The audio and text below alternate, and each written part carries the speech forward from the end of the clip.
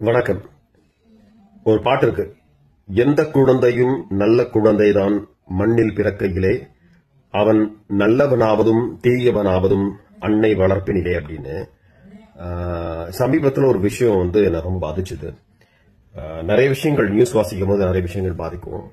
கடலூர் மாவட்டத்தில் ஒரு 14 வயசு பையன் அவங்க அம்மா கழுத்தை கத்திரிக்கோளால குத்திருக்கான். என்ன காரணம் அப்படின்னு அவனை கேட்டதுக்கு, அம்மா என்ன ரொம்ப படின்னு சொல்லி தொந்தரவு பண்ணிட்டே இருப்பாங்க, டார்ச்சர் பண்ணிட்டே இருப்பாங்க அப்படின்னு சொல்றாப்ல. நல்லா படிக்காத பையனா இருந்தாலும் பரவாயில்ல, அப்படி அது டார்ச்சர் பண்றது ரொம்ப தப்பு. இப்ப என்னன்னா, அவனை படி அப்படின்னு சொல்லிட்டு நம்ம என்கரேஜ் தான் பண்ணணும். இத்தனைக்கும் அந்த பையன் நல்ல மதிப்பெண் எடுக்கிற பையன், 90% மேல எடுக்கிற பையன். அவன் நல்லா படிச்சே இருந்தாலும் படி அவன் தொந்தரவு பண்ணாலும் அவனுக்கு இன்னும் ரொம்ப ஓவர் டிப்ரெஷன் ஆகி அவன் அம்மா குத்தினான். அது ரொம்ப பெரிய தப்பு. பெற்றவர்களுக்கு நான் சொல்லக்கூடிய ஒரு விஷயம், நானே என் பொண்ணுக்கு அப்படிதான் சொல்றேன். என்னன்னா, நீ படி போதும், நல்ல மார்க் எடு, அவ்வளவுதான். நீ ஃபர்ஸ்ட் ரேங்க் தான் எடுக்கணும், செகண்ட் ரேங்க் தான் எடுக்கணும் அப்படிலாம் எந்த ஒரு என்ன சொல்றது ஃபோர்ஸா நான் சொன்னதே கிடையாது. அது நிர்பந்தமும் கிடையாது அப்படின்னு நான் ரன்யா கிட்ட சொல்லியிருக்கேன். சோ அதன் காரணமாக அவன் செகண்ட் ரேங்க் தேர்ட் ரேங்க் எடுத்துட்டு இருக்கான். சும்மா பேச்சுக்கு வேணா சொல்லுது, ரன்யா தேர்ட் ரேங்க் எடுத்துல நெக்ஸ்ட் டைம் கொஞ்சம் படி அப்படின்றத சொல்றது. அப்படிதான் சொல்லணும், தவிர்த்து நீ ஃபர்ஸ்ட் ரேங்க் தான் எடுக்கணும், அந்த பொண்ணை விட இந்த பொண்ணை விடன்னு சொல்லிட்டு தயவுசெய்து பண்ணாதீங்க. இது எங்க போய் விடுது? இப்ப இருக்கிற காலகட்டத்தில் பசங்க ரொம்ப ஸ்மார்ட்டா இருக்காங்க, ஓவர் ஸ்மார்ட்டா இருக்காங்க.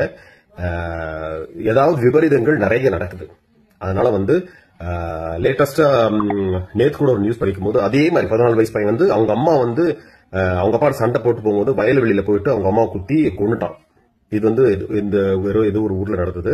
இது கடலூர் மாவட்டத்தில் நடந்திருக்கு. இது படிப்பு சம்பந்தமான விஷயம். அதனால பெற்றோர்கள் என்ன பண்ணுங்க, பசங்களை என்கரேஜ் பண்ணுங்க. நல்லா படி, சூப்பரா படி. ஏதாவது ஃபெயில் ஆயிட்டானா கூட பரவாயில்ல, பிரச்சனையே கிடையாது.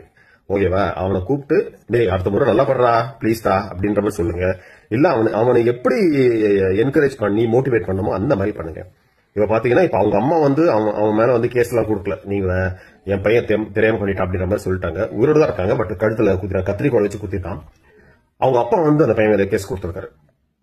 ஆனா சிறுவர் சீர்திருத்த பள்ளியில வச்சிருக்காங்க. சோ என்னன்னா, பெற்றோர்களுக்கு தயவு கூர்ந்து பசங்களை வளர்க்கும் போது நிறைய நல்லொழுக்கங்களை கொடுத்து வளங்க.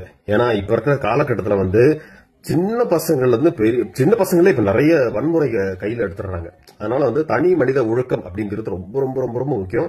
சோ அதனால எல்லாமே நம்ம பெற்றவர்கள் கையில இருக்கு, அப்புறம் தான் டீச்சர்ஸ் கையில இருக்கு. சோ பெற்றவர்கள்லாம் கொஞ்சம் பசங்களை பார்த்து வளங்க. தேங்க்யூ.